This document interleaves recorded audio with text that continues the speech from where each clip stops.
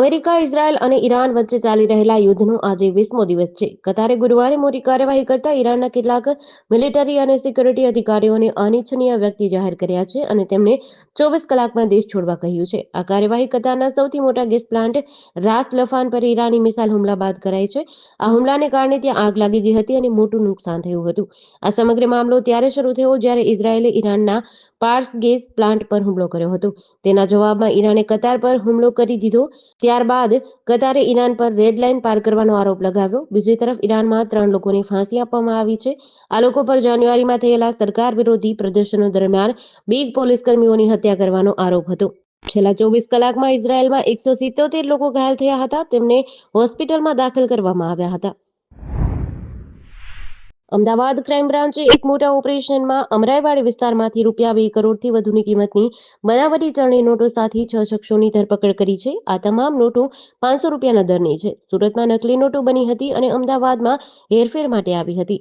હાલ પોલીસે તમામની ધરપકડ કરી આ બનાવટી ચલણી નોટો માટે વધુ તપાસ હાથ ધરી છે. પોલીસ તપાસમાં સામે આવ્યું છે કે સત્યમ યોગ ફાઉન્ડેશનની ગાડીમાં નકલી નોટોની હેરાફેરી થતી હતી. નોટોની સપ્લાય માટે કાર પર ગવર્મેન્ટ ઓફ ઇન્ડિયા અને આયુષ મંત્રાલયના નામનો ઉલ્લેખ થતો હતો. ક્રાઇમ બ્રાન્ચે અમદાવાદ અને સુરતમાં કાર્યવાહી કરી હતી, જેમાં અમદાવાદમાંથી 2 કરોડ 10 લાખની અને સુરતમાં 80 લાખની નકલી નોટો કબજે કરી છે.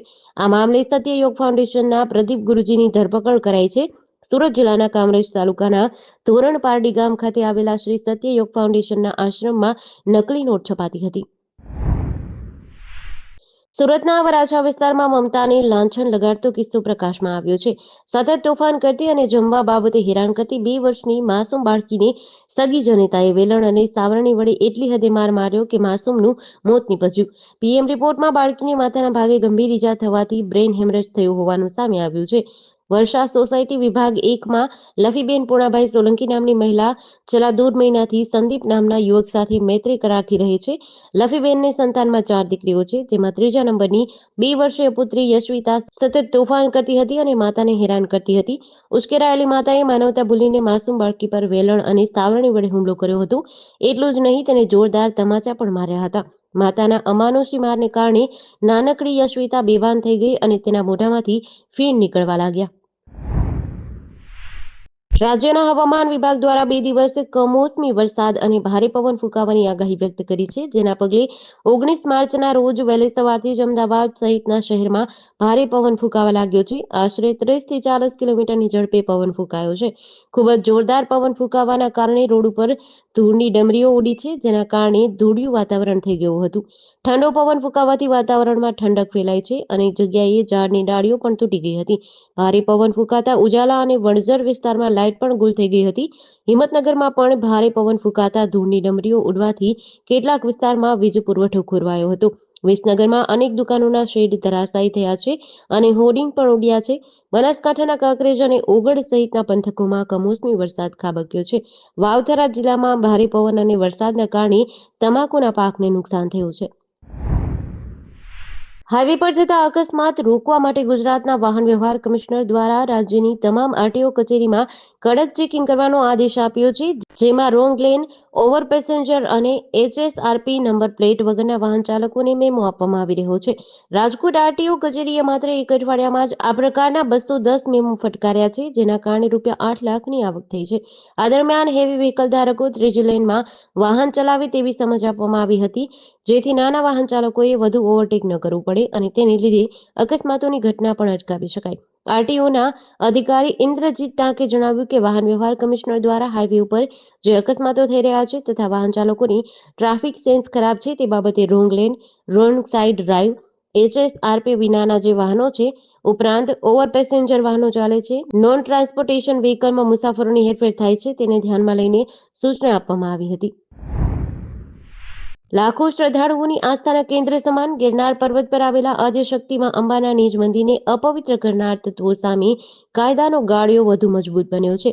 ગઈકાલે તંત્ર દ્વારા 11 શખ્સ સામે 2 અલગ-અલગ ફરિયાદો નોંધ્યા બાદ આજે 19 માર્ચે વધુ એક જાગૃત નાગરિકની ફરિયાદના આધારે પૂજારી પુત્ર અને તેના મિત્રો સહિત કુલ 6 શખ્સ સામે ભવનાથ પોલીસ સ્ટેશનમાં વધુ એક ગુનો દાખલ થયો છે.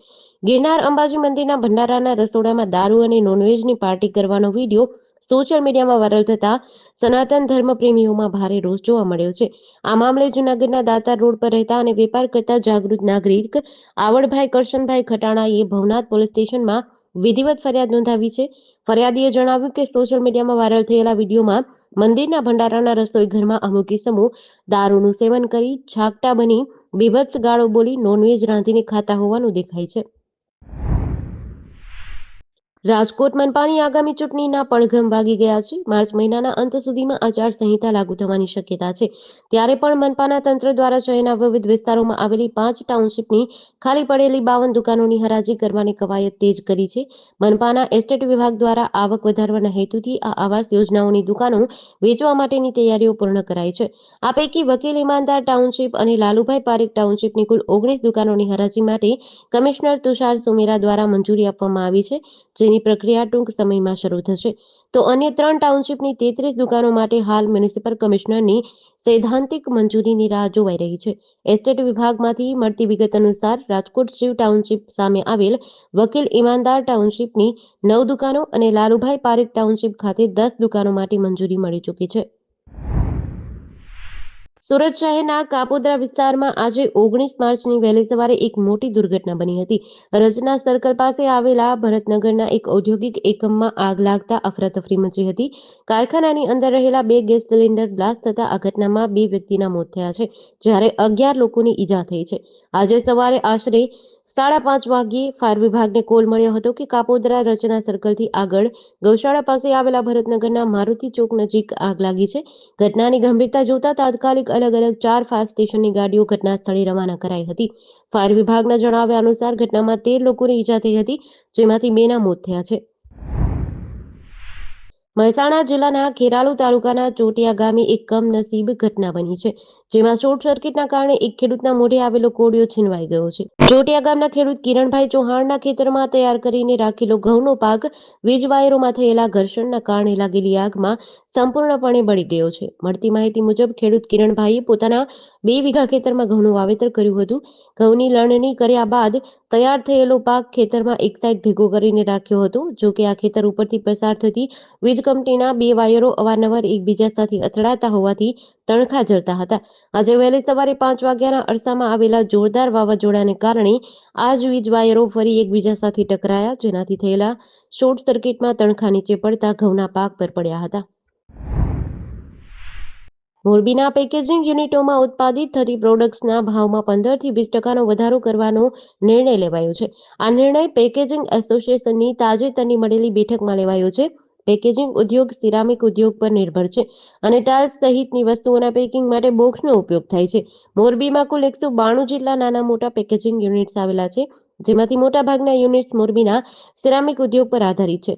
સિરામિક એસોસિએશન દ્વારા સામૂહિક રીતે 1 મહિના માટે કારખાના બંધ રાખવાનો નિર્ણય લીધો છે, જેની અસર પેકેજિંગ ઉદ્યોગ પર પણ પડી રહી છે.